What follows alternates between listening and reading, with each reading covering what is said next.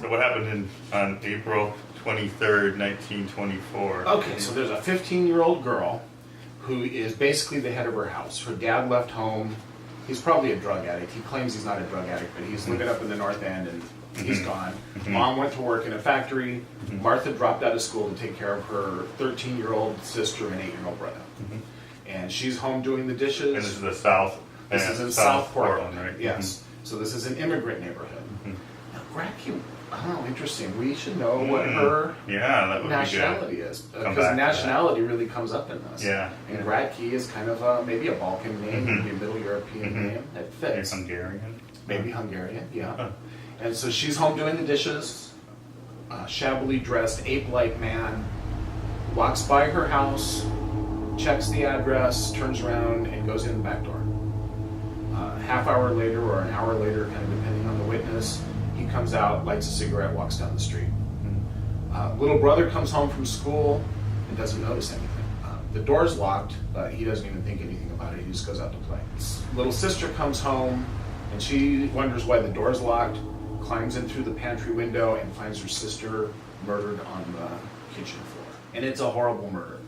Beaten with a stove poker, choked with a dish towel, stabbed in the heart with a knife. By 1927, the facts in the case are pretty much gone. When the Oregonian does a follow-up on it in light of the Dark Strangler cases, just 3 years later, they get the address wrong, they get her age wrong, they get 16, details, just all kinds of details, just wrong. And initially they were really trying to say it probably was some kind of a homeless character who was coming around, because in South Portland, her street first was just beyond the Southern Pacific Railroad tracks, right? And the red electric line went along there, and there were lots and lots of homeless people who kind of made the rounds during the day. It might surprise some people that back then it was really common, especially on weekdays, for homeless people to make the rounds door to door asking for food and or clothing or odd jobs. My grandma used to call them tramps, and it was a common thing. A guy in shabby clothes would come to the door,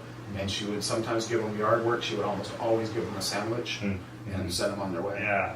So then we have some witnesses who said that around between 2 and 2:30 in the afternoon, a man was seen in the vicinity, right? And so several people had basically told the version of the story you told about suspicious person walking past the house and then back around through the back, right? The concern about the father, was he ever a suspect? He was arrested. He actually turned himself in 2 days after the murder, and they ruled him out pretty quickly as a suspect. I think they say he was positively and definitely cleared, and that's where he also said that he was not a drug user, even though he said people kept trying to say that he was, and he probably was. He probably was. April 23rd was the murder, so by April 30th, we have this headline in this interesting article that says, "The hunt shifted to the North End as a result of information unearthed late Monday to the effect that the girl had made frequent trips to the Balkan Club at 269 Cooch Street in company with the wife of the proprietor of the resort. The police believe that the girl was noticed by some character of the North End and trailed to her home." And so the interesting thing about that is that the wife of the proprietor, these were the neighbors of the Gratkes. They were the Dimitris. And so it says that the wife took Gratke to this place, which was described as a soft drinks establishment, which, you want to say real briefly, that's like during Prohibition times, right?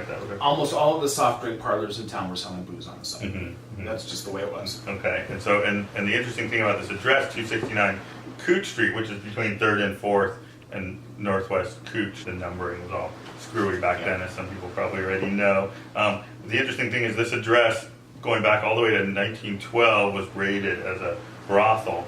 And it continued to be a brothel throughout the different eras. And there was also this Balkan Club, and then there was another address just down the road that was 249 Cooch Street, which was also associated with the Serbian community and was involved in various raids and busts. And then later on, 269 was being busted as a Chinese establishment with lots of gambling going on. So this was a shady place. So the question of what was Martha Gratke doing going over there on a pretty regular basis with her neighbor, who happened to be the wife of the proprietor of this place. It'd be kind of cool if this empty building was the Balkan Club. I know. Well, it looks like it could be.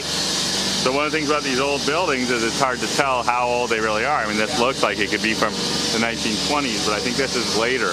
But this building next to it isn't. I think this building was here. That's old. I think that building was in the Sanborn map. So I think that this was. I think this is later than the 20s? Well, it doesn't show up on the in the same shape over there. We need someone who knows masonry.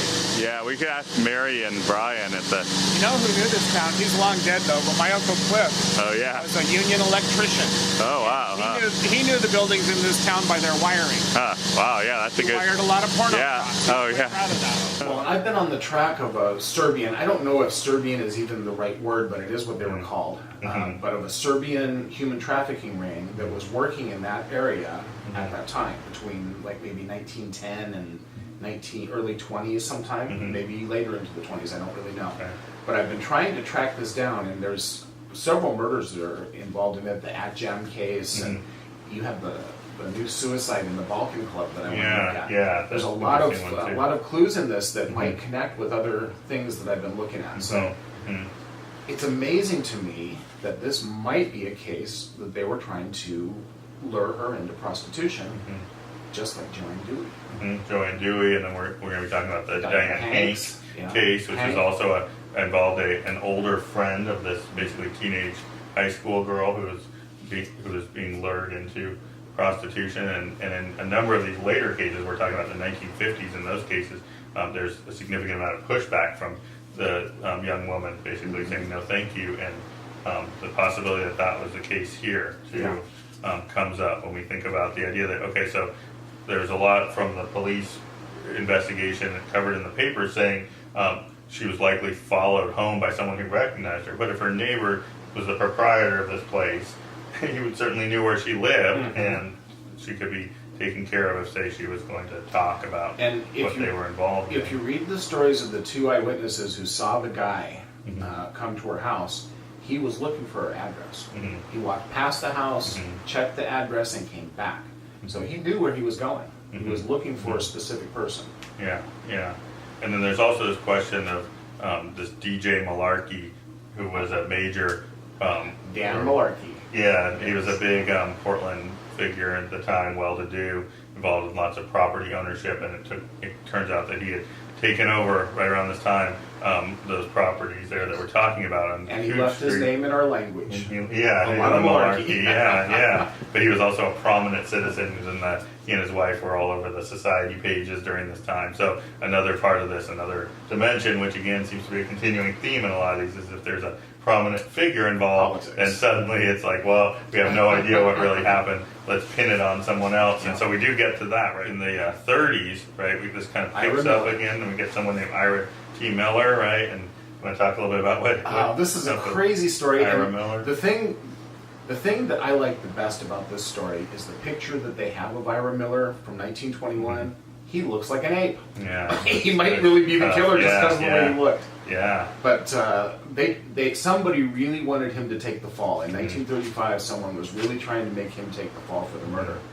So we're talking almost a decade later. This comes up, right? And the police rented a hotel room, got him drunk, had hidden recording devices in the room, and got him to confess to Martha Gratke's murder. And then he came back, right, with the claim that he had been given the third degree by the detectives, right? And that they tried to beat a confession out of him. They tried to beat a confession out of him.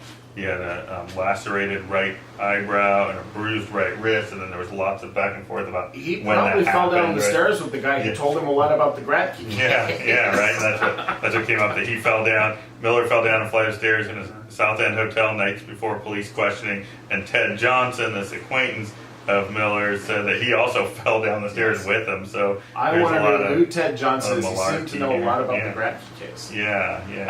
And then the other part of this that comes up is that Miller, Ira T. Miller, that is, really works hard to try to convince a jury eventually that he was in fact given the third degree on this case and forced to make the confession. And one of the reasons why, one red flag for us was that one of the detectives investigating this, Captain Keegan, chief of detectives, right, is not a small fish, and lots of later corruption stories that we've followed. So John Keegan is a very familiar name from the 30s and the 40s. He's chief of detectives, and he's trying to solve a murder case. And this was like the main police technique for solving a case. You arrest somebody suspicious and try to get them to confess. You know, that was how you did it in those days. Yeah. And whether you used brutal methods or you didn't use brutal methods was always the question. I don't have much doubt that brutal methods were used. Yeah, and it is important to point out that Ira T. Miller definitely was a shady character. Yes. Later on in the late 30s, there's a story that said man found slugged. Ira T. Miller had a possible skull fracture, found unconscious at 3rd and Burnside. Well, there we are back at our favorite location. Claimed he had $60 in his pocket, but no money when he was taken to the hospital. And then in 1940, he was stabbed. It's a 70-year-old suspect. Faces assault trial. Ira T. Miller stabbed in self-defense. Robert J. Woodring, 70, stabbed Miller in an altercation. It doesn't say anything more about it. Could have just been some sort of like street fight or whatever, but he's Ira Miller was obviously a drunk. He was involved in several unexplained injuries. He seemed to always have unexplained injuries on him. So it could have been the perpetrator, but he also could have been a handy fall guy, right? It could have gone either way. Kind of fall guy. And he does look like an ape. He does look like the description. Yeah. If his hair was long. His hair wasn't long in the picture, but if he let his hair grow, he would have looked just like that guy that the people saw. So maybe Ira Miller was a hitman for the Serbs. Maybe Ira Miller was a drunk who was a easy fall guy. It's really hard to tell. Yeah, but either of those do suggest that there was more to this story than they didn't bring any charges against the cops. He asked for a jury trial on the charges against him, and the judge said, "Okay, you can have a jury trial if you can pay the $12 cost." He didn't have any money, so he didn't have a jury trial. He went to jail for 90 days for drunkenness. This is like a quintessential Portland murder. This is one that my grandparents talked about, that affected their lives. My grandma, like I said, was the same age as Martha's little sister, and this made papers all over the region. Probably made papers all over the country. You know, it's not that usual at that time for a young girl, and especially in such a brutal way. You don't find those kind of murders. It's also an interesting one in terms of the publicity surrounding the idea that she was basically the parent, and she was the housekeeper, the homemaker in the family. Her mother was the one working, and that was sort of an unusual kind of story at that point to be bringing to attention too. And some of that was used as an opportunity to say, that would be whether be concerned about that kind of lifestyle. I think that there is a very interesting story that has not been told about the children of South Portland and what it was like to grow up in those neighborhoods. And a lot of them ended up being very prominent figures. Yeah, including Gratke's siblings. I think they both became I think bankers.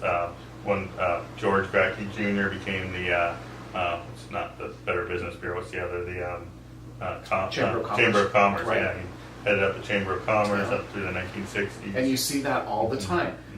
Mayor Baker didn't grow up in that neighborhood, but he knew people, and he was very close to people who were through the ex-Newsboys organization. And so you see people in business and crime both that grew up in that neighborhood and who knew each other. And some of the richest families in town come from that neighborhood.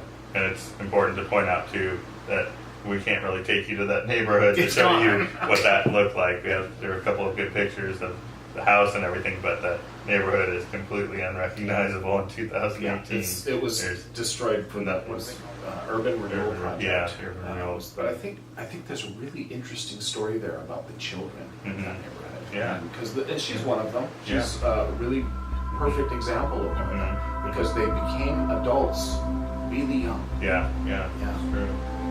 They really didn't have childhoods. And you're right, one way or another, it could be exactly legitimate, kind of upstanding ways, or not, or maybe a little both. Abe Weinstein, who opened his first gambling casino when he was 12. Wow. Definitely is getting started early.